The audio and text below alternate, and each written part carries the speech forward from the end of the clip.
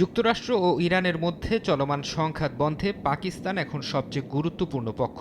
সেই লক্ষ্যে উচ্চ পর্যায়ের বৈঠক করতে বুধবার তেহরান পৌঁছান পাকিস্তানের সেনাপ্রধান ফিল্ড মার্শাল আসিম মুনির ও স্বরাষ্ট্রমন্ত্রী মোহসিন নাকভি। বিমানবন্দরে তাদের স্বাগত জানান ইরানের পররাষ্ট্রমন্ত্রী আব্বাস আরাকচি। একই দিন গুরুত্বপূর্ণ দ্বিপাক্ষিক বৈঠক করেন তারা। বিভিন্ন গণমাধ্যমের খবর, আলোচনার টেবিলে তেহরান একটি নতুন প্রস্তাব দিয়েছে যা বিশ্ব অর্থনীতিতে স্বস্তি ফেরাতে পারে।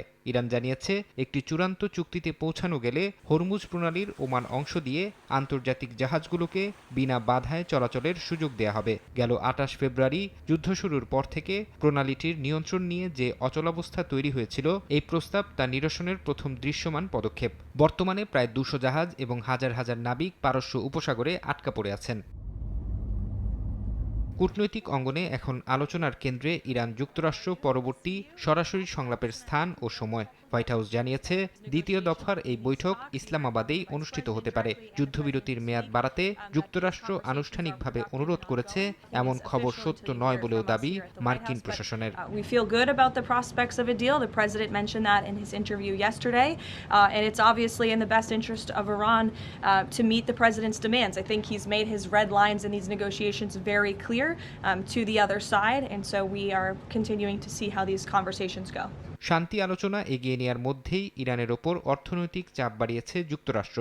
বুধবার মার্কিন অর্থ মন্ত্রণালয় ইরানের তেল পরিবহন অবকাঠামোর ওপর নতুন করে নিষেধাজ্ঞা জারি করেছে। দেশটির সর্বোচ্চ নেতার ঘনিষ্ঠ মহলের সাথে যুক্ত ২ ডজন ব্যক্তি ও প্রতিষ্ঠানের ওপর এই কড়াকড়ি আরোপ করা হয়। মার্কিন অর্থমন্ত্রী স্কট বেসেন্ট সাফ জানিয়েছেন, ইরানের তেল চোরাচালান ও প্রক্সি নেটওয়ার্ক পুরোপুরি বন্ধ না হওয়া পর্যন্ত এমন কঠোর ব্যবস্থা অব্যাহত থাকবে। একই সঙ্গে তিনি জানান, ইরানের তেলে নিষেধাজ্ঞা ছাড়ের মেয়াদ আর বাড়াচ্ছে না যুক্তরাষ্ট্র।